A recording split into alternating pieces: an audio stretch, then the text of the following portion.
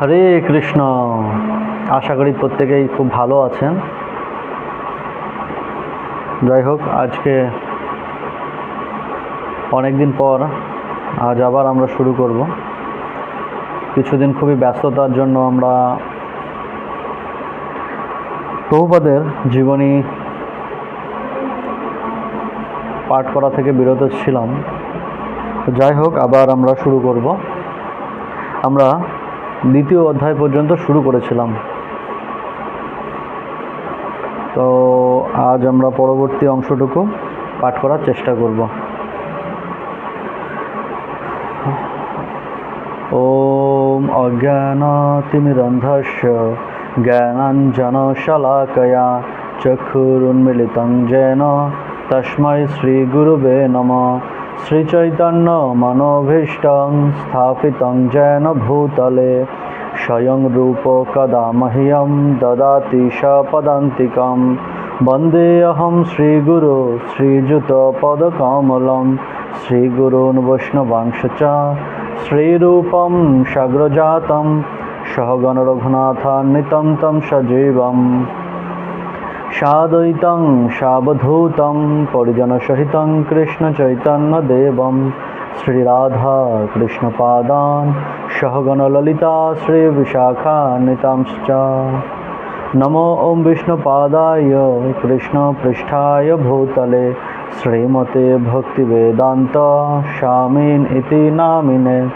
নমস্তে সরস্বতে দেবে গৌরবাণী প্রচারিণে নির্বিশেষ শূন্যবাদী পাশ্চাত্যদেশতারিণে। নমো মহাবদন্নায় কৃষ্ণপ্রেমপ্রদায়তে কৃষ্ণায় কৃষ্ণচৈতন্য নামিনে গৌরতিশে নমঃ।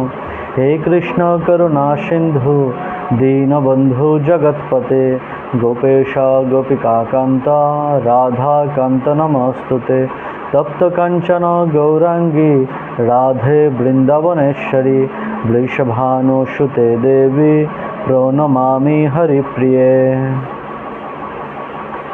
নীলাচল নিবাসায় নিত্যায় পরমাত্মনে বলভদ্র সুভদ্রাভ্যাং জগন্নাথায় তে নমঃ। বৃন্দাবৈ তুলসীদেব্যৈ প্রিয়াৈ কেশবস্য চ বিষ্ণুভক্তিপ্রদে দেবী সত্যবতৈ নমো নমঃ। বাঞ্ছাকল্পতরুভ্যশ্চ কৃপা সিন্ধুভ্য এব চ পতিতানাং পাবনেভ্যো বৈষ্ণবেভ্যো নমো নমঃ। জয় শ্রীকৃষ্ণ চৈতন্য প্রভু নিত্যানন্দ শ্রী অদ্বৈত গদাধর শ্রীবাসাদি গৌরভক্তবৃন্দ। হরে কৃষ্ণ কৃষ্ণ কৃষ্ণ হরে হরে হরে রাম রাম রাম হরে হরে। ওম নমো ভগবতে বাসুদেবায় ওম নমো ভগবতে বাসুদেবায় ওম নমো ভগবতে বাসুদেবায়। নমো বিষ্ণুপাদায় কৃষ্ণপৃষ্ঠায় ভূতলে শ্রীমতে জয়পতাকা স্বামিনিতি নামে। নমো আচার্যপাদায় নিতাই কৃপাপদায়নে গৌরকথা ধামোদায় নগর প্রামকারিণে। হে গুরু মহারাজ, আপনার আতুল চরণের মধ্যে প্রণাম স্বীকার করুন। আমাকে কৃপা আশীর্বাদ প্রদান করুন। যদিও কোনো রকম আমার যোগ্যতা নেই, তথাপি আপনার আশীর্বাদে আমি চেষ্টা করব মাত্র।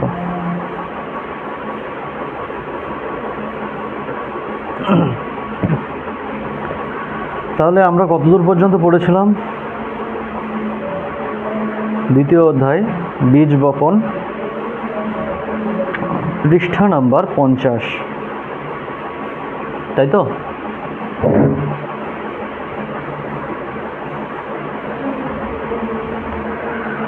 তো প্রভুপাদের কথার প্রতিটি শব্দের সঙ্গে নিরন্তর চলমান গাড়িগুলির ঘর ঘর শব্দ হতে থাকে। দরজাটি হাট করে খোলা, আর তিনি কার্বন মনোক্সাইড, অ্যাসফল্ট, ঘর্ষণমুখর গাড়ির চাকা আর অন্তহীন যানবাহনের ধারে অবিচলিতভাবে বসে আছেন। তিনি এসেছেন অনেক দূর থেকে, বৃন্দাবনের যমুনার তীরে যেখানে মুনি ঋষিরা অনাদিকাল ধরে কৃষ্ণ ভাবনামৃত আলোচনা করার জন্য সমবেত হন, কিন্তু তার শ্রোতারা এখানেই পটভূমিকায় রয়েছে, তাই তাকে এখানে আসতে হয়েছে। সেকেন্ড এভিনিউতে প্রচণ্ড বেগে ছুটে চলা যানবাহনের নদীর তীরে এই চির পুরাতন বাণী উচ্চস্বরে প্রচার করার জন্য। তিনি এখনও সেই একই কথার উপরে জোর দিয়ে চলেছেন। কৃষ্ণ ভাবনায় ভাবিত হয়ে তুমি যাই করো না কেন, তা যতই নগণ্য হোক না কেন, তা নিত্য মঙ্গলময়। 72nd স্ট্রিটে ডাক্তার মিশ্রের স্টুডিওতে আর বাউরি থেকে তিনি এখন আরও বেশি জোর দিয়ে সেই কথা বলেন। তিনি তার শ্রোতাদের আহ্বান করেছেন পরিপূর্ণ রূপে কৃষ্ণ ভাবনামৃত গ্রহণ করার জন্য এবং ভগবানের ভক্ত হওয়ার জন্য। তিনি তাদের প্রতিশ্রুতি দেন, সুতরাং কেউ যদি কৃষ্ণ ভাবনায় যুক্ত হয়ে হরে কৃষ্ণ মহামন্ত্র এবং ভগবদ্গীতার বাণী প্রচার কীর্তন করে, তাহলে সে আগে কি করেছিল তা দিয়ে কিছু যায় আসে না, তাকে একজন মহাত্মা বলেই গণ্য করতে হবে।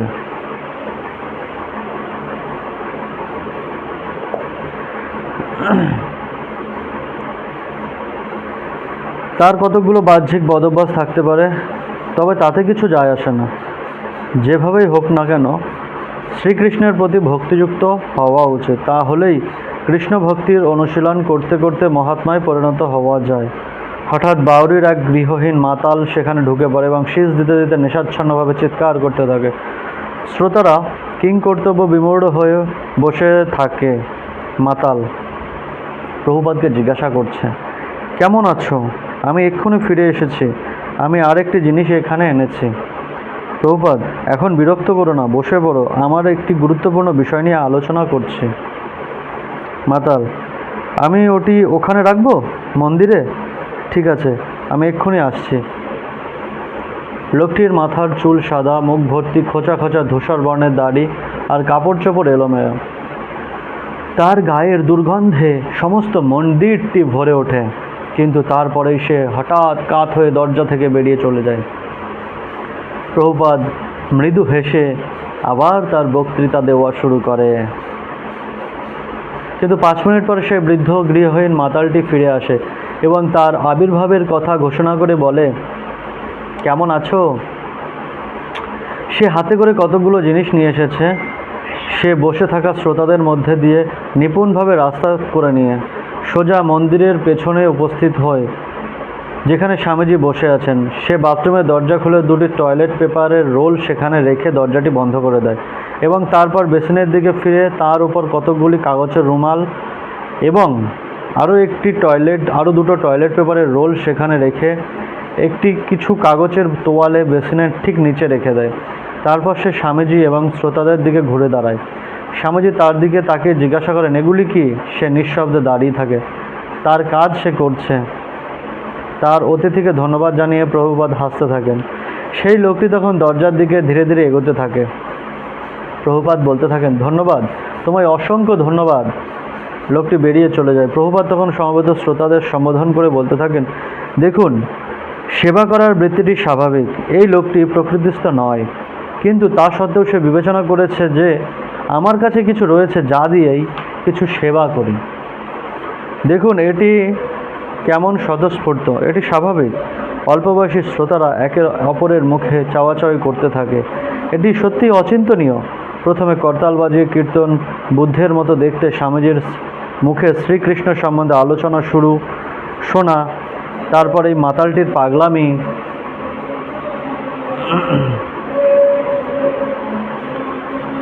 কিন্তু স্বামীজিকে ঘিরে একটি অপূর্ব প্রশান্তি তারা অনুভব করতে পারে। কিন্তু সত্যিই স্নিগ্ধ এবং তিনি নির্বিকার চিত্তে মেঝের উপরে বসে আছেন, যেন কোনো কিছুতেই ভয় নেই। তিনি কেবল আত্মা সম্বন্ধে তার দর্শনের কথা বলে যাচ্ছেন। আর কি বলছেন, কি করে সকলেই মহাত্মায় পরিণত হতে পারে, এমনকি এই বৃদ্ধ মাতালটিও কিভাবে একজন মহাত্মায় পরিণত হতে পারে সেই কথাও তিনি বলে যাচ্ছেন। প্রায় 1 ঘন্টা কেটে গেল। কুকুরটি এখনও ডেকে চলেছে আর ছেলেমেয়েগুলো এখনও কিচিরমিচির করছে। প্রভুপাদ কিছু প্রশ্নের উত্তর দেওয়ার জন্য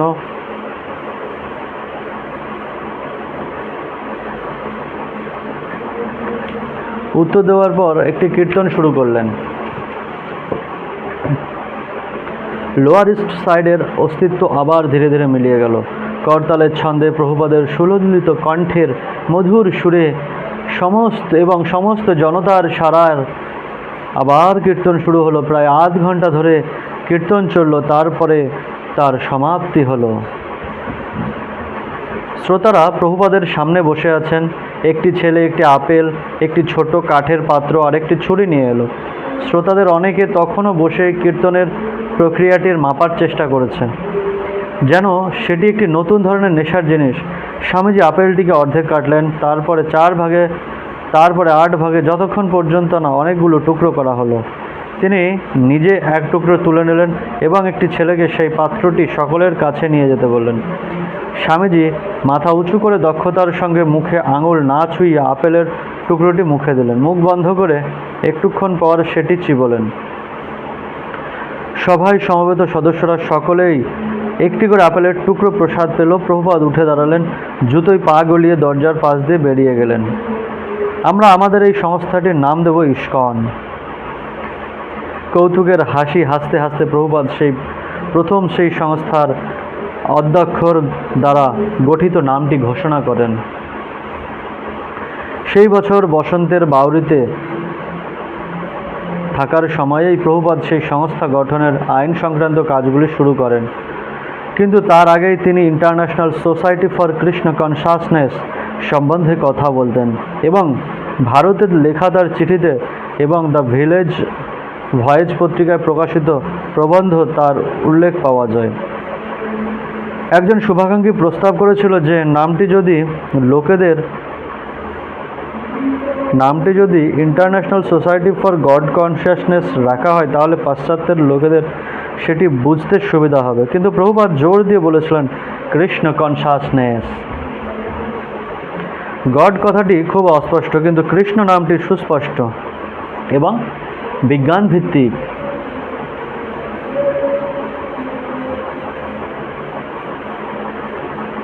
গড কনসাসনেস নামটি আধ্যাত্মিক দিক দিয়ে খুব দুর্বল এবং ততটা ব্যক্তি সম্পর্কিত নয়। International society for Krishna consciousness পৃথিবীর সমস্ত নগর ও গ্রামে শ্রীকৃষ্ণের মহিমা প্রচার করে সেই কথা জানিয়ে দেবে। কৃষ্ণ কনসাসনেস বা কৃষ্ণ ভাবনামৃত নামটি প্রভুপাদ 16 শতকে রূপ গোস্বামীর রচিত পদাবলীর একটি শ্লোক থেকে গ্রহণ করেছিল। কৃষ্ণ ভক্তি স্বভাবিতা, কৃষ্ণ ভক্তি রসভাবিতা।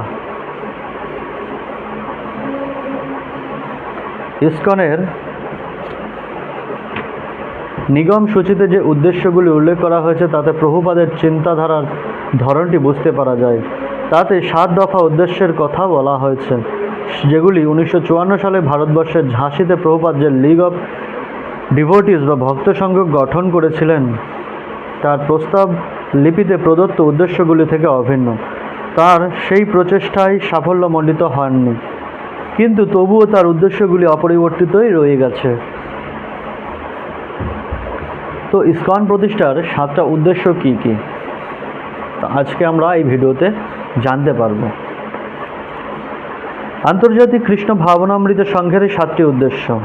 প্রথম, সুসংঘবদ্ধভাবে মানব সমাজে ভগবত তত্ত্ব জ্ঞান প্রচার করা এবং সমস্ত মানুষকে পারমার্থিক জীবনে অনুপ্রাণিত হতে শিক্ষা দেওয়া, যার ফলে জীবনের যথার্থ উদ্দেশ্য সম্বন্ধে বিভ্রান্তি প্রতিহত হবে এবং জগতে যথার্থ সাম্য এবং শান্তি প্রতিষ্ঠিত হবে। তাহলে প্রথমত কি? সুসংঘবদ্ধভাবে মানব সমাজে ভগবত তত্ত্ব প্রচার করা এবং সমস্ত মানুষকে পারমার্থিক জীবনে অনুপ্রাণিত হতে শিক্ষা দেওয়া, যার ফলে জীবনের যথার্থ উদ্দেশ্য সম্বন্ধে বিভ্রান্তি প্রতিহত হবে এবং জগতে যথার্থ সাম্য এবং শান্তি প্রতিষ্ঠিত হবে। তো প্রথমত কি? শিক্ষা, ভগবত তত্ত্ব জ্ঞান প্রচার করা। দ্বিতীয়ত, ভগবদ্গীতা এবং শ্রীমদ্ ভাগবতের অনুশীলনে কৃষ্ণ ভাবনার অমৃত প্রচার করা। দ্বিতীয় কি? শ্রীমদ্ ভগবদ্গীতা এবং শ্রীমদ্ ভাগবতের অনুসরণ করে কৃষ্ণ ভাবনামৃত অর্থাৎ কৃষ্ণ ভাবনার অমৃত প্রচার করতে হবে, গীতা এবং শ্রীমদ্ ভাগবতের বাণী। তৃতীয়, এই সংস্থার সমস্ত সদস্যদের পরস্পরের কাছে টেনে আনা এবং শ্রীকৃষ্ণের কাছে টেনে আনা, এবং এইভাবে প্রতিটি সদস্য চিত্তে এবং এমনকি প্রতিটি মানুষের চিত্তে সেই ভাবনার উদয় করানো, যাতে সে উপলব্ধি করতে পারে যে প্রতিটি জীবই হচ্ছে পরমেশ্বর ভগবান শ্রীকৃষ্ণের বিভিন্ন অংশ। চতুর্থ, শ্রী চৈতন্য মহাপ্রভু প্রবর্তিত সমবেতভাবে ভগবানের দিব্য নাম কীর্তন করার যে সংকীর্তন আন্দোলন, সেই সম্বন্ধে সকলকে শিক্ষা এবং অনুপ্রাণিত করা। 5, সংস্থার সদস্যদের জন্য এবং সমস্ত সমাজের জন্য একটি পবিত্র স্থান নির্মাণ করা, যেখানে ভগবান শ্রীকৃষ্ণ তার নিত্য লীলাবিলাস করবেন এবং পরমেশ্বর ভগবান শ্রীকৃষ্ণের উদ্দেশ্যে তা নিবেদিত করা হবে। 6 নম্বর, একটি সরল এবং অত্যন্ত স্বাভাবিক জীবনধারা সম্বন্ধে শিক্ষা দেওয়ার জন্য সদস্যদের পরস্পরের কাছে টেনে নিয়ে আসা। 7, পূর্বলিখিত উদ্দেশ্যগুলিকে সাধন করার জন্য সাময়িক পত্রিকা, গ্রন্থ এবং অন্যান্য লেখা প্রকাশ এবং বিতরণ করা। তাহলে এই হচ্ছে ইসকনের 7টি উদ্দেশ্য। প্রথমত, মানব সমাজে ভগবত তত্ত্ব জ্ঞান প্রচার করতে হবে এবং মানুষকে পারমার্থিক জীবনে উন্নত হতে পারে কিভাবে সেই শিক্ষা প্রদান করতে হবে। আর দ্বিতীয়, যে ভগবদ্গীতা এবং শ্রীমদ্ ভাগবতের বাণীর অনুসরণ করে সেই কৃষ্ণ ভাবনামৃত প্রচার করতে হবে। তৃতীয়ত, এই সংস্থার সমস্ত সদস্য এবং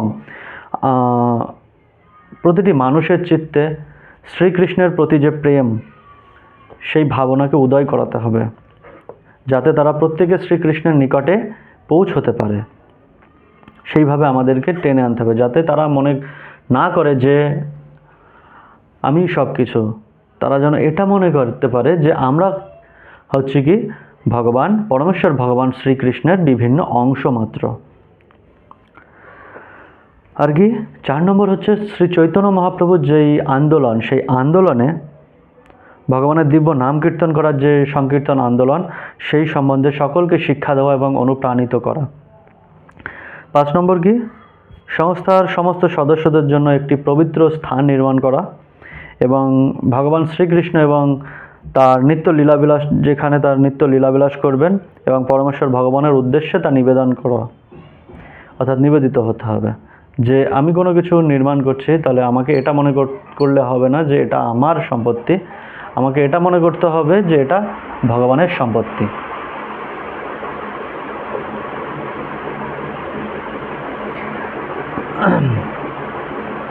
ছ নম্বরে কী আছে, যে একটি সরল এবং অত্যন্ত স্বাভাবিক জীবনধারা সম্বন্ধে শিক্ষা দেওয়ার জন্য সদস্যদের পরস্পরের কাছে টেনে আনা। যেমন শ্রীল প্রভুপাদ ইসকন প্রতিষ্ঠা করেছেন এবং এখানে বৈদিক কালচার, বৈদিক রীতিনীতি তিনি আবার ফিরিয়ে এনেছেন, যেমন ধুতি, কুর্তা, তিলক, শিখা, এই সমস্ত কিছু। তাই প্রভুপাদ বলতেন যে সিম্পল লিভিং, হাই থিঙ্কিং। তো আমাদের সহজ সাধারণ জীবনযাপন করতে হবে এবং আমাদের চিন্তাধারা যেন উচ্চ থাকে, যাতে আমরা ভগবত ধামে ফিরে যেতে পারি। 6 নম্বরে কি, এই যে পূর্বলিখিত অর্থাৎ এই যে 6টা উদ্দেশ্য, সেই উদ্দেশ্য কিভাবে বাস্তবায়িত হতে পারে, তার জন্য আমাদের কিছু মাসিক পত্রিকা, যেমন আমাদের ম্যাগাজিন বেরোয় প্রত্যেক মাসে, তো সেরকম ছোট ছোট সাময়িক পত্রিকা, কিছু ছোট গ্রন্থ এবং অন্যান্য কিছু লেখা, সেগুলো প্রকাশ করতে হবে এবং বিতরণ করতে হবে।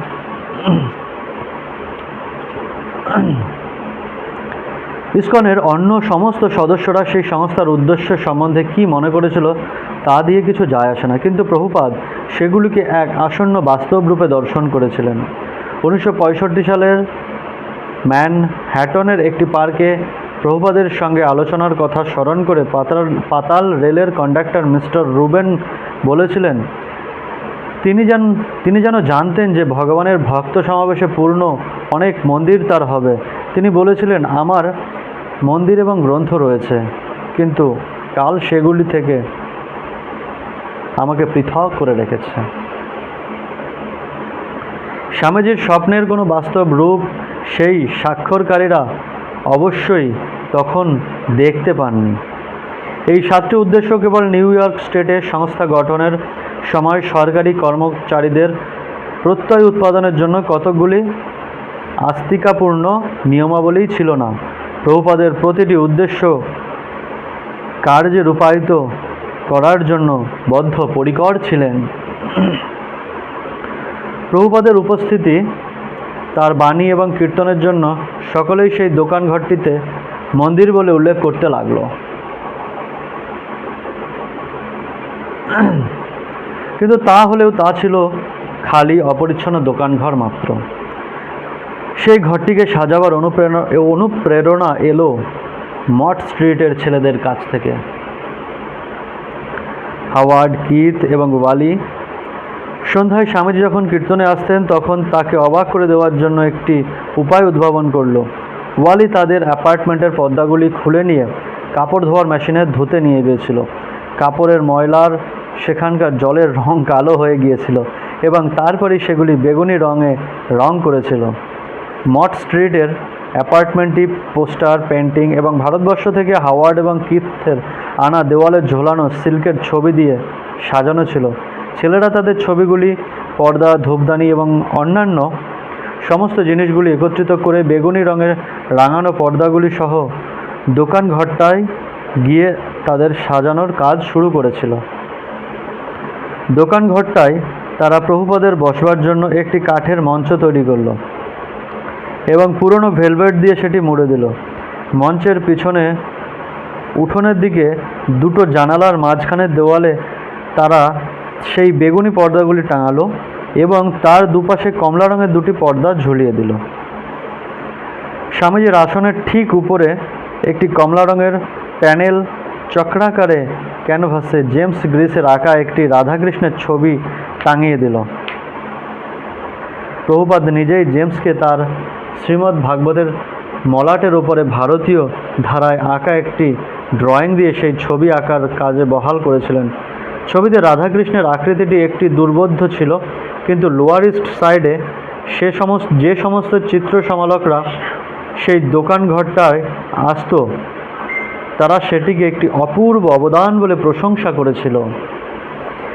ভারতবর্ষ থেকে আনা ছবি এবং প্রিন্টগুলি প্রভুপাদ অনুমোদন করবেন কিনা সেই সম্বন্ধে কিথ এবং হাওয়ার্ডের মনে যথেষ্ট সংশয় ছিল, তাই সেগুলি প্রভুপাদের আসন থেকে দূরে রাস্তার দিকে দেওয়ালে টাঙিয়েছিল।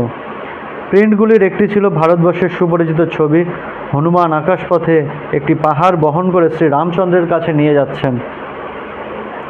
হনুমান যে কী ধরনের জীব সেই সম্বন্ধে সেই ছেলেদের কোনো ধারণা ছিল না। তার উপরে ঠোঁটের আকৃতি দেখে তারা মনে করেছিল হয়তো সে একটি বেড়াল। আর একটি ছবি ছিল 6 হাত বিশিষ্ট একজন পুরুষের। তার সবুজ রঙে রাঙানো দুটি হাতে ছিল তীরধনুক, আর নীল দুটি হাতে বাঁশি এবং দুটি সোনালি হাতে দণ্ড এবং কমণ্ডল। বিকেলের মধ্যে তারা বসবার মঞ্চটিকে কাপড় দিয়ে মুছে ফেললো, পর্দা টাঙালো, সিল্ক আর প্রিন্টগুলি দেওয়ালে টাঙিয়ে রাখলো এবং পেন্টিংটিও ঝোলালো। তারপর সেই মঞ্চটিকে ফুল এবং মোমবাতি দিয়ে সাজালো। স্বামীজির বসবার জন্য একটি বালিশ এবং চেয়ারের পেছনে হেলান দিয়ে দেওয়ার মলিন একটা কুশন খুলে নিয়ে এলো।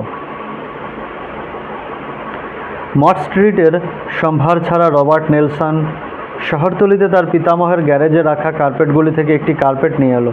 এমনকি দুজন হিপি, রাফল এবং ডন, যারা কেবল বিনা পয়সায় খাদ্য এবং ঘুমাবার জায়গা পেতে আগ্রহী, তারাও সেই সাজানোর কাজে যোগ দিয়েছিল।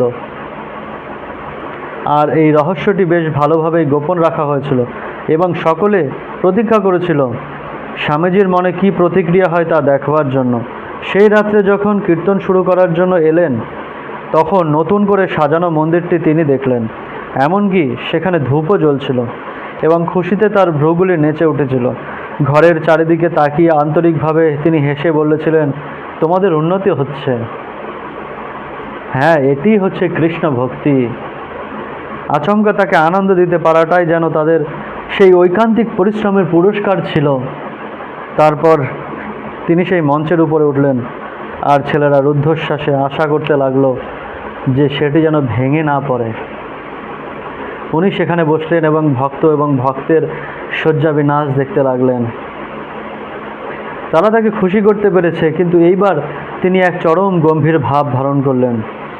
এবং যদিও তারা জানতো যে তিনি হচ্ছেন সেই একই স্বামীজি, তারা তাদের চাপা হাসি তাদের গলায় আটকে গেল এবং খুশিতে পরস্পরের দিকে চাওয়াচাওয়ি হঠাৎ অনিশ্চয়তা এবং হতবুদ্ধিতায় পর্যবসিত হলো। স্বামীজির গাম্ভীর্য দেখে কিছুক্ষণ আগে তারা যে আনন্দ বোধ করেছিল সেটি হঠাৎ অত্যন্ত শিশুসুলভ বলে মনে হলো।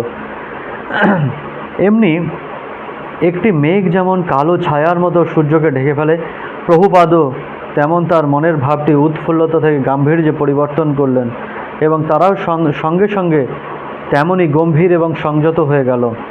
করতাল জোড়া তুলে নিয়ে তিনি আবার প্রশংসার হাসি হাসলেন। তাদের হৃদয় আনন্দে খুশিতে ভরে উঠল।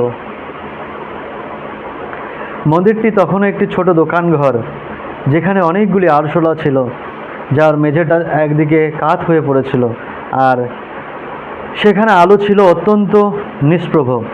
কিন্তু যেহেতু ভারত থেকে আনা একটি জিনিস দিয়ে ঘরটি সাজানো হয়েছিল, সেই জন্য তার পরিবেশটি ছিল খাঁটি ভারতীয়, বিশেষ করে মঞ্চের ওপর স্বামীজির উপস্থিতিটা। নতুন আগন্তুকেরা ভেতরে ঢুকে মনে করত তারা যেন হঠাৎ একটি ভারতীয় মন্দিরে এসে পৌঁছেছে। প্রভুপাদ তার অনুগামীদের দিকে তাকালেন। তারা যে তাকে একটি সম্মানের আসন দিয়েছে এবং সেই দোকানঘরে শ্রীকৃষ্ণের মন্দিরটি সাজাবার চেষ্টা করেছে, তা তার হৃদয় স্পর্শ করেছিল। শ্রীকৃষ্ণের উদ্দেশ্যে ভক্তের নিবেদন তার কাছে নতুন নয়, কিন্তু এটি একটি নতুন অভিজ্ঞতা। এই ভয়ঙ্কর নিউ ইয়র্কে ভক্তিলতা বীজ বর্ধিত হচ্ছে।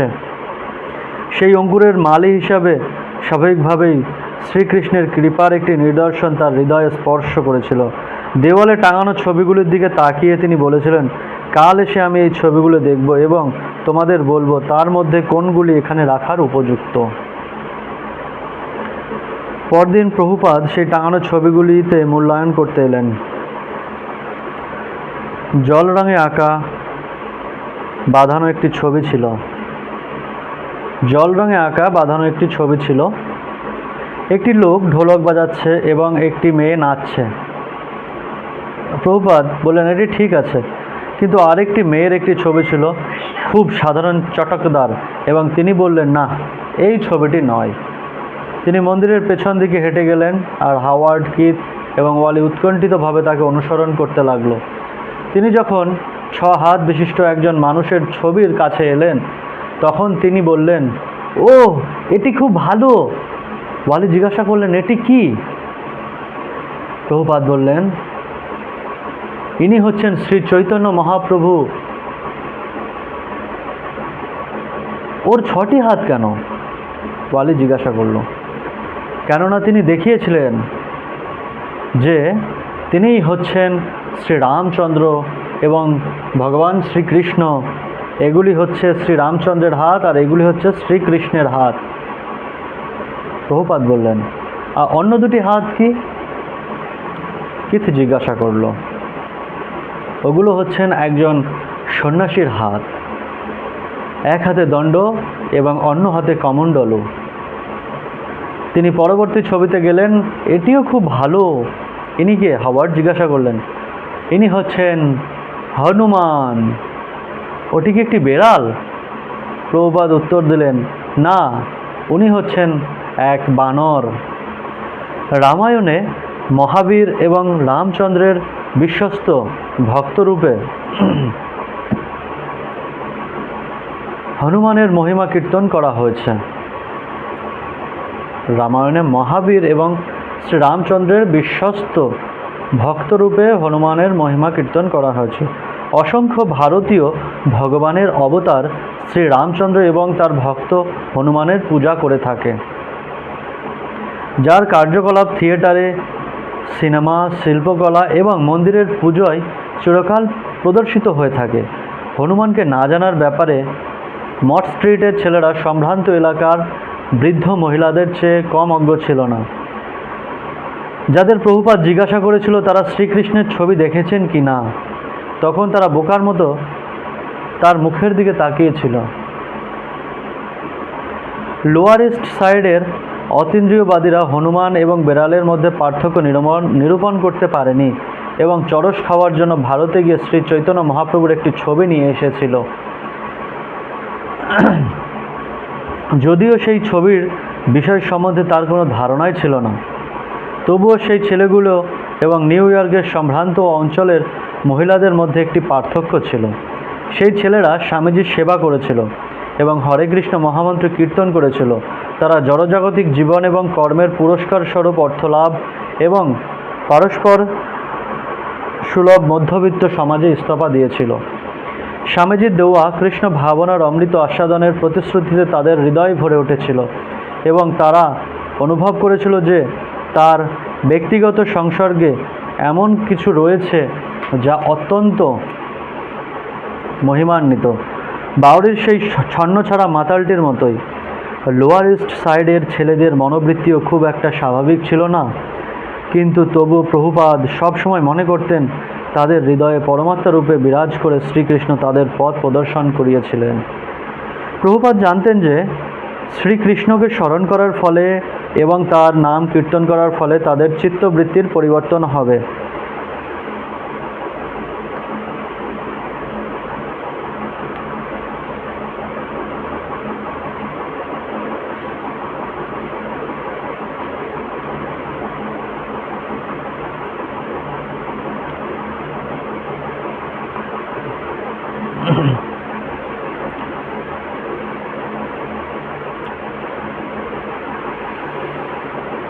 উনিশশো সালের গ্রীষ্মকাল ক্রমে আগস্ট মাসে গড়িয়ে পড়ে এবং প্রভুপাদের স্বাস্থ্য অক্ষুণ্ণই রইল।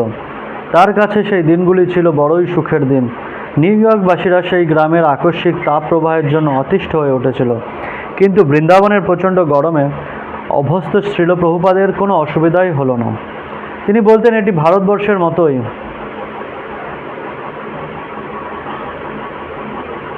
তিনি জামা না পরে কেবল গায়ে উত্তরীটি জড়িয়ে খুব স্বাচ্ছন্দ্যে ঘোরাফেরা করতেন। তিনি মনে করেছিলেন যে আমেরিকাতে কেবল তার আলু সিদ্ধ খেয়ে থাকতে হবে, কারণ সেখানে মাংস ছাড়া আর কিছুই পাওয়া যাবে না। কিন্তু এখানে তিনি অনেক আনন্দের সঙ্গে ভাত, ডাল, রুটি খাচ্ছেন। ভারতবর্ষের মতোই 3টি তাকওয়ালা কুকারে রান্না করছেন।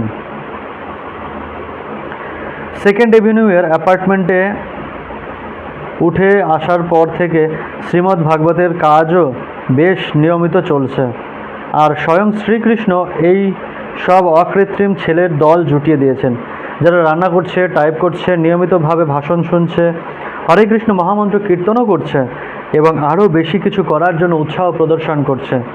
প্রভুপাদ তখনও ছিলেন একজন নিঃসঙ্গ প্রচারক। শ্রীকৃষ্ণের বাণী প্রচার করার জন্য তিনি যে কোনো জায়গায় থাকতেও যেতে প্রস্তুত। শ্রীকৃষ্ণের সঙ্গে ঘনিষ্ঠ সম্পর্কযুক্ত হয়ে তিনি তার বই লিখে যাচ্ছিলেন। দোকানঘরের ছেলেদের উপরে তার কোনো কিছুর জন্য নির্ভর করতে হতো না। এখন তিনি আন্তর্জাতিক কৃষ্ণ ভাবনামৃত সংঘকে তার পারমার্থিক সন্তান রূপে গ্রহণ করেছেন।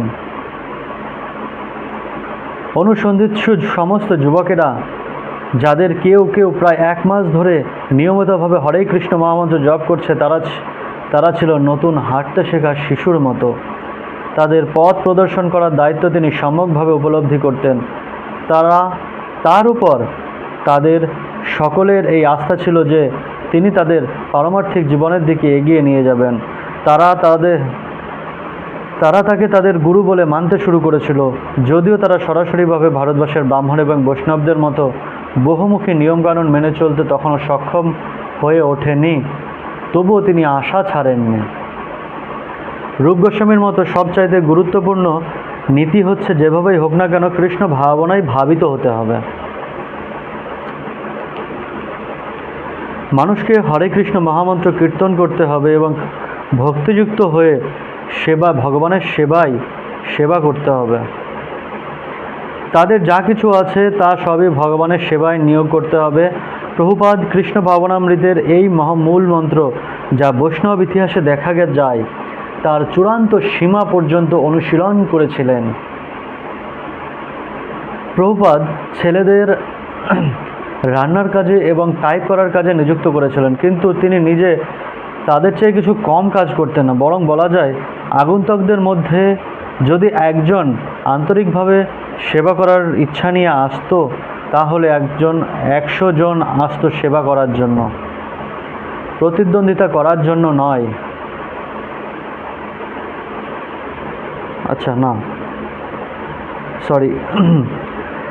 আগন্তুকদের মধ্যে যদি একজন আন্তরিকভাবে সেবা করার ইচ্ছা নিয়ে আসতো তাহলে 100 জন আসতো সেবা করার জন্য নয়, প্রতিদ্বন্দ্বিতা করার জন্য, যে কে ভালো সেবা করতে পারে। তাদের সঙ্গে আলোচনা করে, কখনো বা চিৎকার করে এবং টেবিলের উপরে সজোরে ঘুষি মেরে প্রভুপাদ মায়াবাদ দর্শনের ঊর্ধ্বে কৃষ্ণ ভাবনামৃতের মর্যাদা রক্ষা করতেন। শ্রীল ভক্তি সিদ্ধান্ত সরস্বতী ঠাকুরের প্রতি এটিও ছিল তার এক রকমের সেবা। তিনি অবসর গ্রহণ করার জন্য আমেরিকায় আসেননি, তাই প্রতিটি দিনের অবসানে এই সত্যই প্রতিপন্ন হতো যে তার কাজের পরিমাণ, তার অনুগামী ছাত্রের সংখ্যা, এমনকি তর্কযুদ্ধে তার প্রতিদ্বন্দ্বীর সংখ্যা উত্তরোত্তর বাড়তেই থাকবে। তিনি কতটুকু করতে পারবেন সেটি শ্রীকৃষ্ণের ইচ্ছা। তিনি বলতেন, আমি একজন বৃদ্ধ, আমি যে কোনো মুহূর্তেই এখান থেকে চলে যেতে পারি, কিন্তু তাকে যদি এখান থেকে চলে যেতে হয় তাহলে কৃষ্ণ ভাবনামৃতকেও অবশ্যই চলে যেতে হবে, কারণ তাকে ছাড়া কৃষ্ণ ভাবনামৃত সংঘের কোনো অস্তিত্বই নেই। কীর্তন করতে করতে ভাবাবেশে মগ্ন হয়ে তার শরীর অল্প অল্প দুলছে। তার অ্যাপার্টমেন্ট থেকে বেরিয়ে উঠোন ধরে হেঁটে গিয়ে তিনি মন্দিরে ঢুকেছেন, অথবা মন্দির থেকে অ্যাপার্টমেন্টে যাচ্ছেন, কিংবা ঘন্টার পর ঘন্টা মৃদু হেসে কৃষ্ণ ভাবনামৃতের দর্শন আলোচনা করছেন। নিউ ইয়র্কের লোয়ার ইস্ট সাইডে কৃষ্ণ ভাবনামৃতের ক্ষুদ্র ভঙ্গুর নিয়ন্ত্রিত পরিবেশে তিনিই হচ্ছেন কৃষ্ণ ভাবনামৃতের একমাত্র ধারক ও বাহক। প্রভুপাদ তার অ্যাপার্টমেন্টের পেছনের দিকের এলাকায় থাকতেন। বিশেষ করে খুব ভোরে 2 থেকে 4টে পর্যন্ত, যখন অন্য সকলে গভীর নিদ্রায় মগ্ন থাকত। সকালের সেই সময়টা যখন চারিদিকে খুব নিস্তব্ধ থাকত, তখন শ্রীকৃষ্ণের সঙ্গে ঘনিষ্ঠভাবে যুক্ত হয়ে তিনি একলা তার ঘরে বসে কাজ করতেন। তিনি মেঝের উপর আসন করে বসতেন। সামনে থাকত সেই ট্রাঙ্কটি, যেটিকে তিনি একটি ডেস্ক রূপে ব্যবহার করতেন। শ্রীমদ্ ভাগবতের অনুবাদ এবং তাৎপর্য টাইপ করে তিনি এবং তখন শ্রীকৃষ্ণের আরাধনা করতেন। পেছনের এই ঘরটি লোকজনের সঙ্গে সাক্ষাৎ করার জন্যও ব্যবহার করা হতো, এবং কেউ যখন স্বামীজির দরজায় উপস্থিত হয়ে কড়া নাড়ত তখন সে সোজা স্বামীজির সেই ঘরটিতে গিয়ে মুখোমুখি বসে কথা বলতে পারত।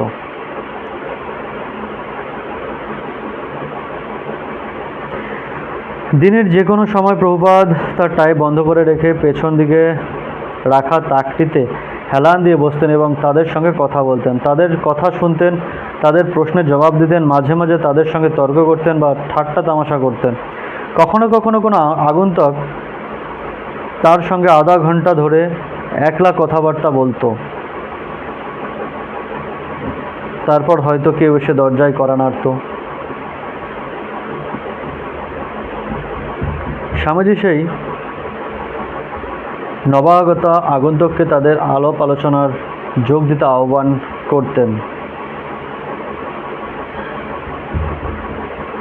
নবাগতের আগমনের অন্যরা বিদায় নিত, কিন্তু স্বামীজি নিরবচ্ছিন্নভাবে কথা বলতে লাগলেন, অর্থাৎ কথাই বলে চলতেন। উনি থামতেন না। সাধারণত এই সাক্ষাৎকারগুলি ছিল লৌকিক। আগন্তুকেরা নানা রকম দার্শনিক প্রশ্ন করত এবং তিনি তার প্রশ্নের উত্তর দিতেন। সেই উত্তরগুলি সাধারণত মন্দিরে পাঠের পরেই প্রশ্নোত্তরের মতোই ছিল। ছেলেরা ঐকান্তিকভাবে তাকে অনুসরণ করত। অনেক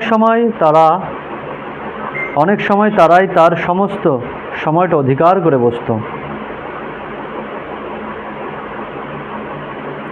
বিশেষ করে মঙ্গল, বৃহস্পতি, শনি এবং রবিবার রাত্রে, যেদিন সন্ধ্যাবেলায় মন্দিরের বক্তৃতার পালা থাকতো না, প্রায়ই তারা তাকে নানা রকম ব্যক্তিগত প্রশ্ন জিজ্ঞাসা করত।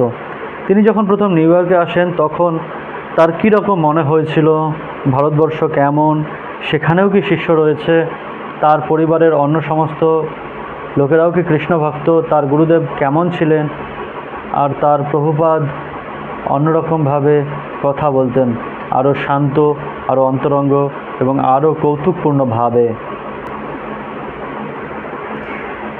একদিন রাত্রে তিনি বলেছিলেন কিভাবে তার গুরুদেবের সঙ্গে তার প্রথম দেখা হয়। তিনি বলেছিলেন কিভাবে তিনি তার নিজের রসায়নের ব্যবসা শুরু করেন এবং অবশেষে 1959 সালে গৃহত্যাগ করে সন্ন্যাস গ্রহণ করেন। ছেলেরা আগ্রহ ভরে তার কথা শুনত, কিন্তু প্রভুপাদের বর্ণিত সেই বিষয় সম্বন্ধে তারা এতই অজ্ঞ ছিল যে মৃদঙ্গ বা সন্ন্যাস ইত্যাদি শব্দগুলির উল্লেখ হলেও তারা তার অর্থ জিজ্ঞাসা করত। আরও তিনিও উৎসাহভাবে সেই শব্দগুলির অর্থ বিশ্লেষণ করতে গিয়ে ভারতের জীবনধারা, ভারতের বাদ্যযন্ত্র, ভারতের রান্নার মশলা, এমনকি ভারতীয় মহিলাদের সম্বন্ধে বিশদভাবে বর্ণনা করতেন। আর যে বিষয়ের কথা তিনি বলতেন, পরিণামে তাতে শাস্ত্রের আলোকপাত করতেন। এই ধরনের কথাবার্তায় তিনি কোনো কার্পণ্য করতেন না। দিনের পর দিন যথার্থ উৎসুক শ্রোতাদের তিনি উজাড় করে তা দান করতেন।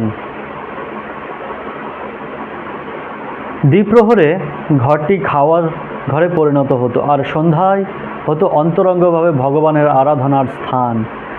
12 ফুট দীর্ঘ এবং 12 ফুট প্রশস্ত নকশাকাটা কাঠের মেঝেটি ছিল খুব পরিষ্কার এবং আসবাবপত্রহীন। উঠোনের দিককার দুটি জানালার মাঝখানে দেওয়ালের গায়ে লাগানো ছিল একটি কফি টেবিল ছাড়া আর কোনো আসবাবপত্র ঘরেই ছিল না। প্রতিদিন দুপুরে প্রায় 12 মানুষ তার সঙ্গে প্রসাদ পেত। সারা সকাল ধরে কিত রান্নাঘরে রান্না করত। প্রথমে কিত কেবল স্বামীজির জন্যই রান্না করত। স্বামীজির 3টি তাকওয়ালা কুকারে ভাত, ডাল, সবজি রান্না করার কায়দাটি যে খুব ভালোভাবে আয়ত্ত করেছিল এবং তাতে আরও 2-1 অতিথিরও খাওয়া হয়ে যেত। কিন্তু অচিরেই অনেক লোকের সমাগম হতে শুরু করলো এবং তিনি কিতকে আরও বেশি পরিমাণে রান্না করতে বললেন। এইভাবে সে প্রায় 12 ক্ষুধার্ত লোকের জন্য রান্না করতে শুরু করলো। প্রভুপাদের আশ্রমের বাসিন্দা রাফাল ডন প্রভুপাদের আলোচনার প্রতি ততটা উৎসাহী না হলেও প্রসাদের সময় ঠিক এসে হাজির হতো এবং সঙ্গে করে 2-1 বন্ধুকেও নিয়ে আসতো। ওয়েলফেয়ার অফিস থেকে টিফিনের ছুটিতে স্টিভ আসতো, মঠ স্ট্রিটের দলটি আসতো, আর এছাড়া আরও অনেকেই আসতো। রান্নাঘরে নানা রকম ভারতীয় মশলা মজুদ থাকতো, কাঁচা লঙ্কা, আদা, জিরে, হলুদ আর হিং। ভারতীয় রান্নার প্রাথমিক পদ্ধতি কিথ ভালোভাবে আয়ত্ত করেছিল এবং তা সে চাককে শিখিয়েছিল। চাক একজনের নাম, যে ছিল রান্নার কাজে তার সহকারী। অন্য ছেলেরা সেই সংকীর্ণ রান্নাঘরের দরজার সামনে দাঁড়িয়ে দাঁড়িয়ে কিথকে লক্ষ্য করত, কিভাবে সে প্যানকেকের মতো মোটা রুটিগুলি সেকে আগুনের ওপর ধরত এবং সেগুলি তখন ফুটবলের মতো ফুলে উঠত ও চাপাটির স্তূপের উপরে জমা হয়ে থাকত। সরু বাসমতি চাল যখন সিদ্ধ হয়ে সাদা তুলোর মতো নরম হয়ে যেত আর তরকারিটা টকবক করে ফুটত, তখন দ্বিপ্রহরের রান্না সমাপ্ত হতো ফোড়ন দেওয়ার মাধ্যমে। স্বামীজি তাকে যেভাবে দেখিয়েছিলেন ঠিক সেইভাবেই ফোড়ন দিত। একটি ছোট ধাতুর পাত্রে ঘি নিয়ে সেটি সে আগুনের উপরে ধরত। তারপর ঘি গরম হলে তাতে আদার কুচি দিয়ে জিরে ভাজত। জিরে যখন কালো হয়ে আসতো তখন সে তাতে লঙ্কা ছেড়ে দিত এবং লঙ্কা যখন কালচে হয়ে আসতো সেই পাত্রটি থেকে ধোঁয়া বেরিয়ে দম বন্ধ হওয়ার উপক্রম হতো। তখন সকলেই বিষম খেয়ে কাশতে শুরু করত। ফোড়ন এখন প্রস্তুত।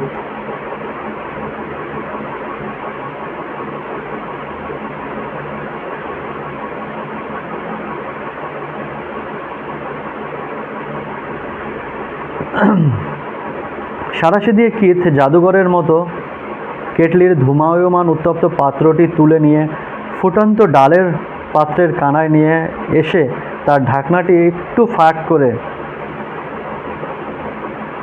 সেটি তাতে ঢেলে দিত এবং তারপরে ঢাকনাটি দিয়ে পাত্রটি ঢেকে দিত। ডাল এবং ফোড়নের সংযোগে ফলে একটি বিস্ফোরণের সৃষ্টি হতো। দরজার সামনে দাঁড়িয়ে থাকা ছেলেরা উল্লাসে চিৎকার করে উঠত, যার অর্থ হচ্ছে রান্না এখন তৈরি। এই চরম কাজটি এত বিস্ফোরক ছিল যে একদিন পাত্রের ঢাকনাটি উড়ে গিয়ে প্রচণ্ড শব্দে ঘরের সিলিংয়ে আঘাত করলো, আর কিথের হাত একটু পুড়ে যায়। কয়েকজন প্রতিবেশী একটু অতি কটু শ্বাসরুদ্ধকারী তীব্র বাষ্পের অভিযোগ করত, কিন্তু ভক্তদের কাছে এই প্রক্রিয়াটি ছিল একটি অতি উত্তেজনার বিষয়। রান্না যখন তৈরি হয়ে যেত তখন স্বামীজি বাথরুমে হাত মুখ ধুয়ে সামনের ঘরটায় আসতেন। তার কোমল গোলাপি পা সব সময় খালি, তার গেরুয়া ধুতি গোড়ালি পর্যন্ত বিস্তৃত। তিনি এসে কফি টেবিলটার সামনে দাঁড়াতেন, যেখানে শ্রী চৈতন্য মহাপ্রভু এবং তার পার্শ্বদের একটি ছবি ছিল। তার অনুগামীরা তাকে ঘিরে দেওয়ালের সামনে এসে দাঁড়াতো। কিথ একটি বড় ট্রেতে করে স্তূপীকৃত করা রুটি আর ডাল ভাত এবং সবজির পাত্র এনে সেই টেবিলটির সামনে মেঝেতে রাখত। স্বামীজি ভগবানকে তা নিবেদন করে বাংলায় মন্ত্র উচ্চারণ করে প্রার্থনা করতেন এবং উপস্থিত সকলকেই হাঁটু গেড়ে মাটিতে মাথা ছুঁয়ে প্রণাম করে তার সঙ্গে সঙ্গে প্রতিটি শব্দের পুনরাবৃত্তি করত।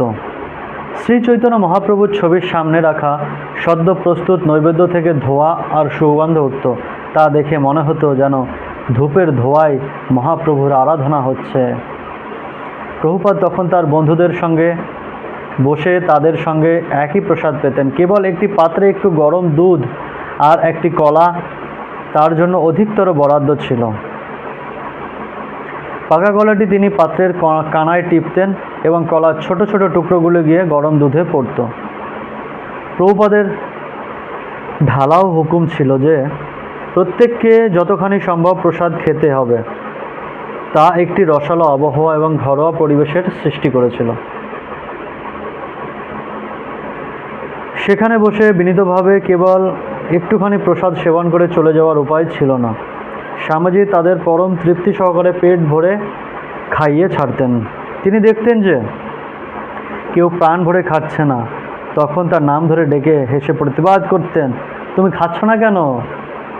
খাও, প্রসাদ খাও। তিনি বলতেন, আমি যখন জাহাজে করে তোমাদের দেশে আসছিলাম তখন মনে করেছিলাম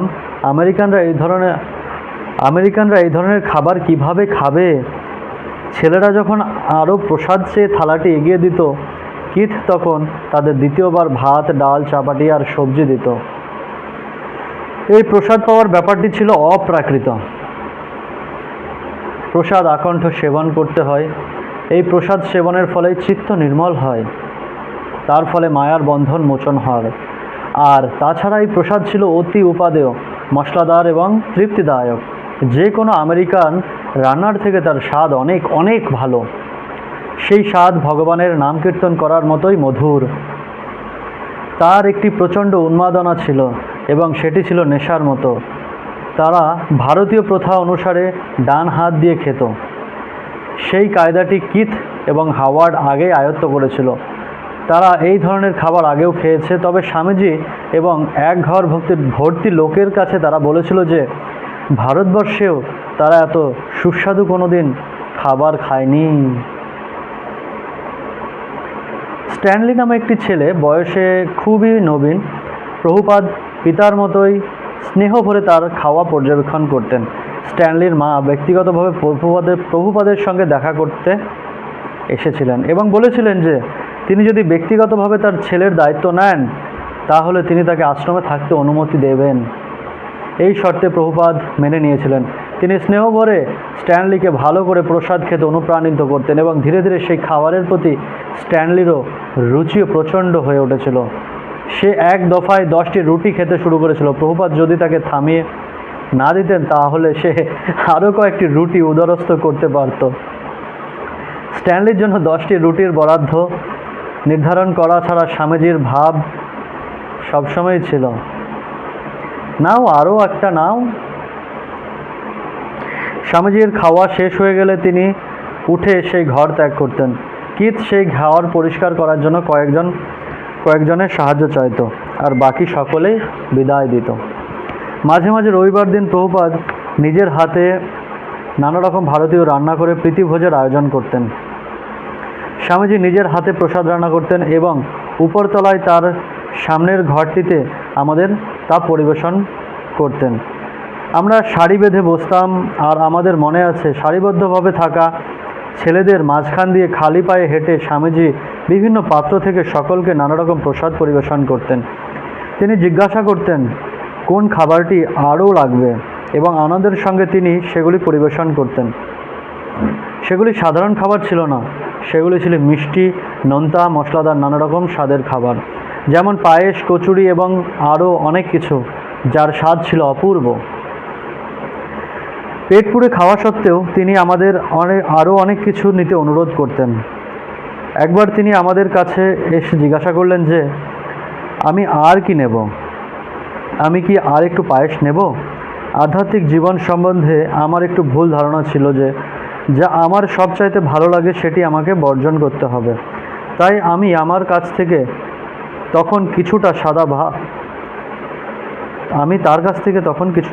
ভাত চেয়ে নিলাম, কিন্তু সাদা ভাতও ছিল ছানার বড়া মেশানো হলদে পোলাও।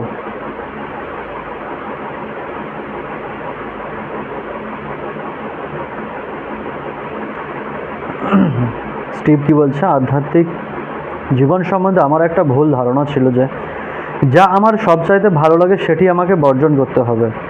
তাই আমি তার কাছ থেকে তখন কিছুটা সাদা ভাত চেয়ে নিলাম, কিন্তু সেই সাদা ভাতও ছিল ছানার বড়া মেশানো হলদে পোলাও। যে রাত্রে ক্লাস হতো না সেই রাত্রিগুলিতে তার অ্যাপার্টমেন্টটি নিস্তব্ধ থাকত। সারা সন্ধ্যা একলা থেকে তিনি শ্রীমদ্ ভাগবতের অনুবাদ করতেন এবং টাইপ করতেন, অথবা স্নিগ্ধ পরিবেশে রাত 10টা পর্যন্ত দু একটা অতিথির জন্য সঙ্গে কথা বলতেন। কিন্তু যে সমস্ত রাত্রে সভা বসত, সোমবার, বুধবার ও শুক্রবার তার অ্যাপার্টমেন্টের প্রতিটি ঘর কর্মমুখর হয়ে উঠত। তখন তার আর একলা থাকার উপায় ছিল না। তার নবাগত অনুগামীরা তাকে সাহায্য করত এবং তার সঙ্গে উদ্যমের ভাগীদার হয়ে সকলকে কৃষ্ণ কথা শুনতে এবং হরিনাম কীর্তন করতে অনুপ্রাণিত করার চেষ্টা করত। সোমবার, বুধবার, শুক্রবার সন্ধ্যায় সান্ধ্য কীর্তন হতো। কতিপয় ভক্ত নিচের তলায় আগেই জড়ো হয়ে অতিথিদের সাদর অভ্যর্থনা জানাতেন, স্বামীজি সম্বন্ধে এবং কীর্তন বিষয়ে ব্যাখ্যা করেছিল। কিন্তু স্বামীজি ছাড়া কোনো কিছুই শুরু হতে পারত না। মৃদঙ্গ বাজাতে হয় কিভাবে কেউ জানত না, এবং স্বামীজি ছাড়া মন্ত্র কীর্তন পরিচালনা করার চিন্তাও কেউ করতে সাহস করত না। যখন তিনি 7টায় প্রবেশ করতেন তখন তারা শুরু করতে পারত। ভারতীয় খাদি কাপড়ে আচ্ছাদিত হয়ে তার বাহুতে ও শরীরে তীরের মতো বৈষ্ণব তিলকে সজ্জিত হয়ে স্বামীজি তার কক্ষ পরিত্যাগ করে নিচে নেমে আসতেন, ভাবোচ্ছ্বাসে আর একটি শ্রীকৃষ্ণের মহিমা কীর্তনের সুযোগের সম্মুখীন হতে। সেই ক্ষুদ্র মন্দিরটি বর্ণ, অব্রাহ্মণ এবং সরলচিত্ত আমেরিকান তরুণদের ভিড়ে পরিপূর্ণ হয়ে উঠত। অন্যান্য দিনের মতো কিথ দুপুরবেলা রান্না করছিল, কিন্তু সেদিন স্বামীজি উনুনের পাশে দাঁড়িয়ে তার রান্না দেখছিলেন। রান্না করতে করতে কিথ তার দিকে তাকিয়ে বলল, স্বামীজি, আমি কি আপনার শিষ্য হতে পারি? প্রভুপাদ উত্তর দিলেন, হ্যাঁ, নিশ্চয়ই, তোমার নাম হবে কৃষ্ণদাস। এই সরল বিনিময়টি ছিল শিষ্যত্ব গ্রহণের প্রথম আবেদন এবং প্রভুপাদের প্রথম দীক্ষা দেওয়ার সম্মতি। সেদিন প্রভুপাদ ঘোষণা করেছিলেন যে শীঘ্রই তিনি দীক্ষা দেবেন। স্বামীজি, দীক্ষা কি? একটি ছেলে তাকে জিজ্ঞাসা করেছিল এবং প্রভুপাদ উত্তর দিয়েছিলেন, আমি সেটি তোমায় পরে বলবো। প্রথমে তাদের জপমালার দরকার। জপমালা তৈরি করার জন্য কিথ স্ট্যান্ডিস লেদার কোম্পানি থেকে 8 ইঞ্চি মাপের কাঠের গুটিকা আর মোটা সুতো কিনে আনে। স্বামীজি বলেছিল যে জপমালায় জপ করা খুব ভালো, বিশেষ করে 108টি গুটিকা বিশিষ্ট জপমালায়। তার ফলে স্পর্শেন্দ্রিয় যুক্ত হয় এবং ভারতবর্ষের বৈষ্ণবের মতো কত সংখ্যক নাম জপ হলো তার হিসাব রাখা যায়। তিনি বলেছিলেন যে ভারতবর্ষে অনেক ভক্ত আছে যারা 1000-এরও বেশি গুটিকা সম্পন্ন মালায় জপ করেন এবং তারা প্রতিদিন বহুবার সেই মালিকায় জপ করেন। তিনি ছেলেদের শিখিয়েছিলেন কিভাবে 108টি গুটিকার প্রতিটি গুটিকার জোড়া গিঁড়েও দিয়ে মালা বানাতে হয়। 108 সংখ্যাটির বিশেষ তাৎপর্য আছে। 108টি উপনিষদ রয়েছে। ভগবানের মুখ্য ভক্ত হচ্ছেন 108 জন গোপিকা। তিনি বলেছিলেন যে দীক্ষিত ভক্তরা কতকগুলি শপথ গ্রহণ করতে হবে। তার মধ্যে একটি হচ্ছে প্রতিদিন জপমালায় নির্দিষ্ট সংখ্যক নাম জপ করা। প্রায় 12 ছেলে স্বামীজির কাছ থেকে দীক্ষা নেওয়ার উপযুক্ত হয়েছিল, তবে মনোনয়নে তেমন কোনো কড়াকড়ি ছিল না। তারা ইচ্ছা করলেই দীক্ষা নিতে পারত। স্টিভ বলছেন, যদিও স্বামীজির নির্দেশ অনুসারে আমি ইতিমধ্যেই সব কিছু করে যাচ্ছিলাম, তবুও আমি অনুভব করলাম যে দীক্ষা নেওয়াটা যেন একটি মস্ত বড় গুরু দায়িত্ব গ্রহণ করার মতো, এবং সম্পূর্ণভাবে স্বাধীন থাকার বাসনার দ্বারা প্রভাবিত হয়ে দীক্ষা নিয়ে ইতস্তত করতে লাগলাম। প্রভুপাদের বন্ধুরা এই দীক্ষার ব্যাপারটি বিভিন্নভাবে দর্শন করত। কেউ এটিকে অত্যন্ত গুরুত্বপূর্ণ ব্যাপার বলে মনে করত, আর কেউ এটিকে আর 5টা ঘটনার মতোই বলে মনে করল। দীক্ষার কয়েকদিন আগে উঠোনে বসে মালা গাঁথতে গাঁথতে ওয়ালি এবং হাওয়ার্ড আলোচনা করতে লাগলো। ওয়ালি বলছেন, এটি কেবল একটি আনুষ্ঠানিক ব্যাপার, স্বামীজিকে গুরুরূপে বরণ করা। হাওয়ার্ড, এর তাৎপর্য কি? ওয়ালি, সেটি ঠিক কেউই জানে না। ভারতবর্ষে এটি একটি স্বাভাবিক প্রথা। তুমি কি তাকে গুরুরূপে বরণ করতে চাও না? হাওয়ার্ড, আমি ঠিক জানি না, মনে হয় তিনি বেশ ভালো গুরু। তা সে যাই হোক না কেন, তাকে এবং তার শিক্ষা আমার খুব ভালো লাগে। সেদিক দিয়ে দেখতে গেলে আমার মনে হয় যে ইতিমধ্যেই আমি তাকে আমার গুরুরূপে বরণ করে নিয়েছি। আমি যেটি বুঝতে পারছি না সেটি হচ্ছে এর ফলে অবস্থার কি পরিবর্তন হবে। ওয়ালি, সেটি আমিও জানি না। আমার মনে হয় কোনো পরিবর্তন হবে না, এটি কেবল একটি আনুষ্ঠানিক ব্যাপার। 8ই সেপ্টেম্বর, আজ শ্রীকৃষ্ণের আবির্ভাব তিথি, জন্মাষ্টমী। 1 বছর ধরে জলদূত জাহাজে শ্রীল প্রভুপাদ শ্রীকৃষ্ণের আবির্ভাব তিথি উদযাপন করেছিলেন। কলম্বোর কাছাকাছি সমুদ্রের বুকে আজ ঠিক 1 বছর পর হরে কৃষ্ণ মহামন্ত্র কীর্তনকারী একটি ছোট দল তিনি গড়ে তুলেছেন।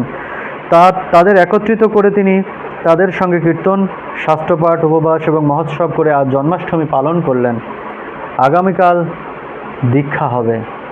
সকাল 6টার সময় প্রভুপাদ অন্যান্য দিনের মতোই ক্লাস নিতে নেমে এলেন এবং একটি ছেলে তাকে অনুরোধ করে বলল ভগবদ্গীতার পাণ্ডুলিপি থেকে পড়ে শোনাতে।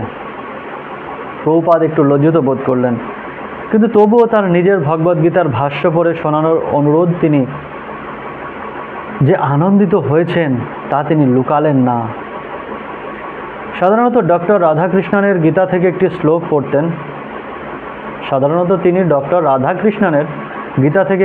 পড়তেন।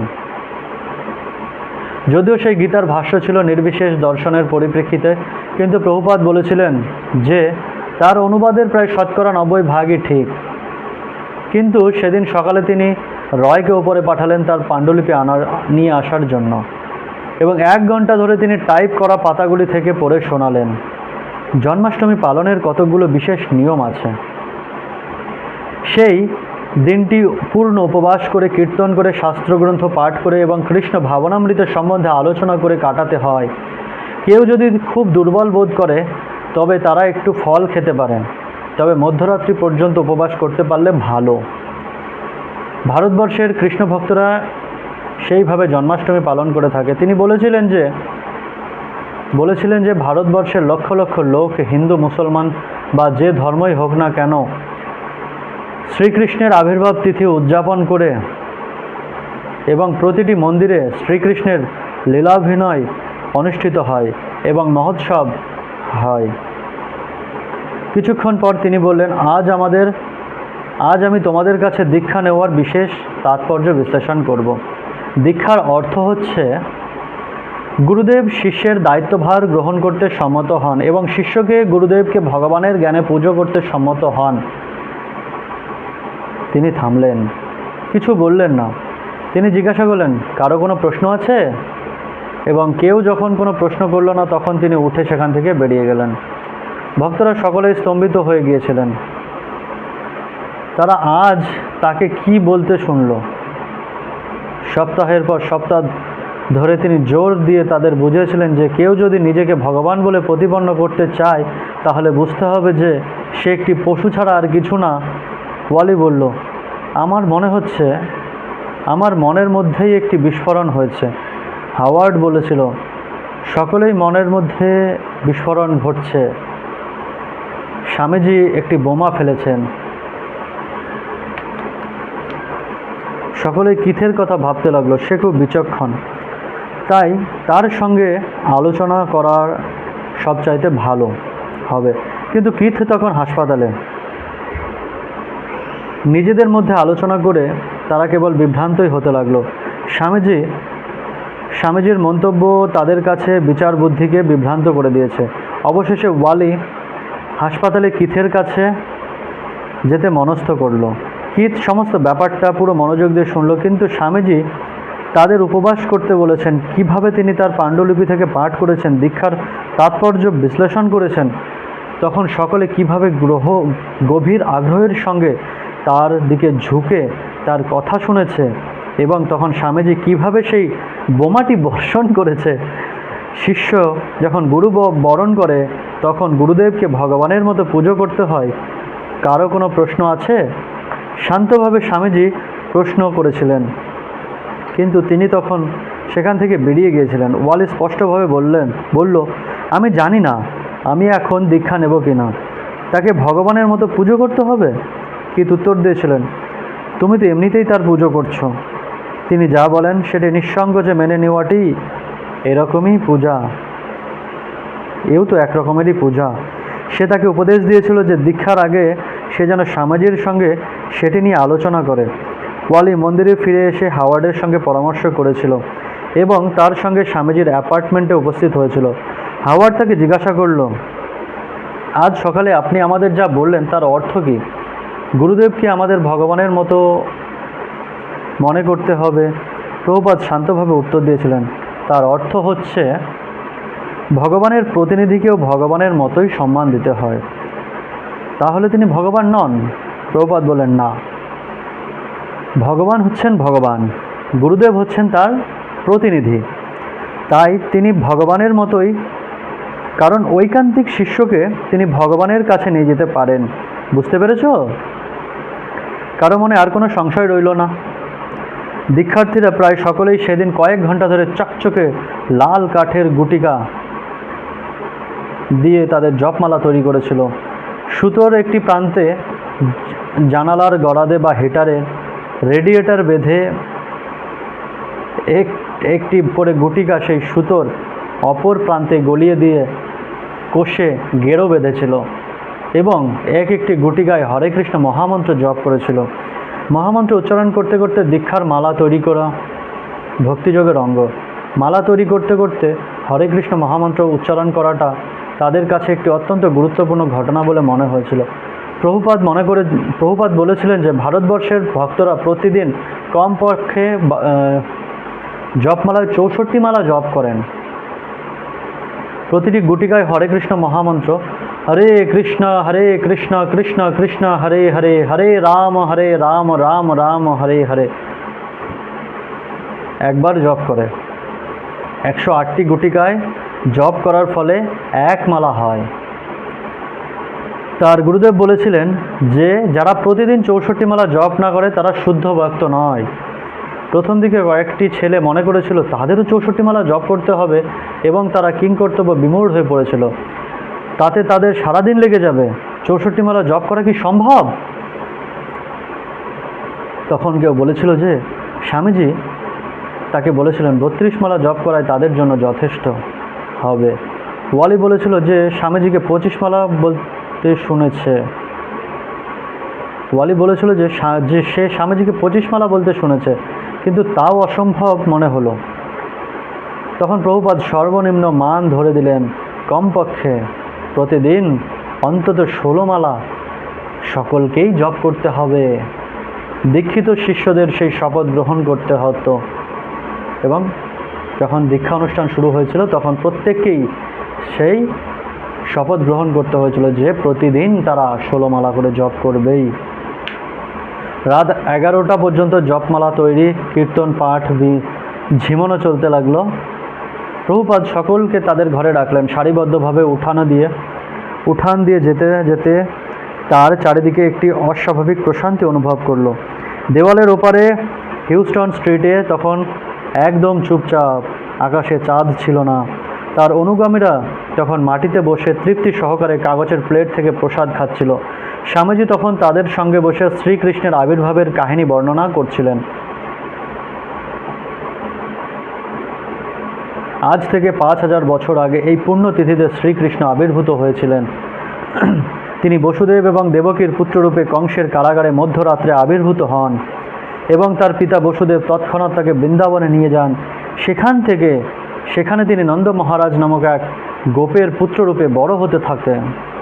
পারমার্থিক প্রগতি সাধনের জন্য পবিত্র হওয়ার প্রয়োজনীয়তা সম্বন্ধেও প্রভুপাদ বলেছিলেন। তিনি বলেছিলেন, ভগবানের নাম কীর্তন করাই যথেষ্ট নয়, অন্তরে এবং বাইরে উভয় দিকেই পবিত্র হতে হবে। শুদ্ধ নাম করার ফলে পারমার্থিক উন্নতি সাধিত হয়।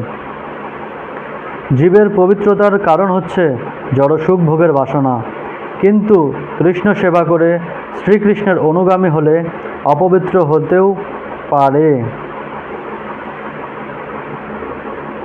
শুদ্ধ নাম করার ফলে পারমার্থিক উন্নতি সাধিত হয়।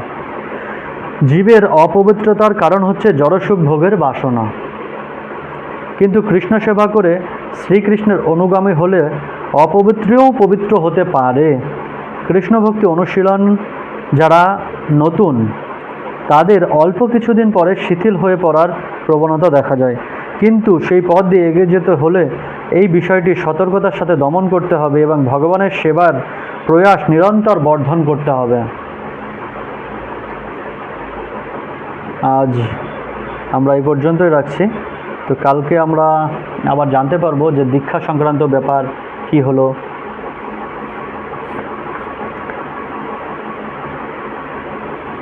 ঠিক আছে, পরবর্তী দিন আমরা জানতে পারবো যে কিভাবে দীক্ষা দিলেন, কিভাবে আরও যাগযজ্ঞ অনুষ্ঠান করলেন এবং কিভাবে অর্থাৎ জল শুদ্ধি করতে হয়, কিভাবে নিজের শুদ্ধিকরণ করতে হয়, এই সমস্ত বিষয় এবং তিলক ধারণ সমস্ত কিছুই আমরা পরবর্তী দিন জানতে পারবো। ঠিক আছে, আজ এই পর্যন্তই। হরে কৃষ্ণ হরে কৃষ্ণ কৃষ্ণ কৃষ্ণ হরে হরে, হরে রাম রাম রাম হরে হরে। জয় জগদ্গুরু শ্রীল প্রভুপাদ কি জয়। জয় নিতাই গৌর সীতানাথ প্রেমানন্দে, হরি হরি বল। তাহলে সকলেই ভালো থাকবেন, আবার দেখা হবে আগামী দিন। হরে কৃষ্ণ।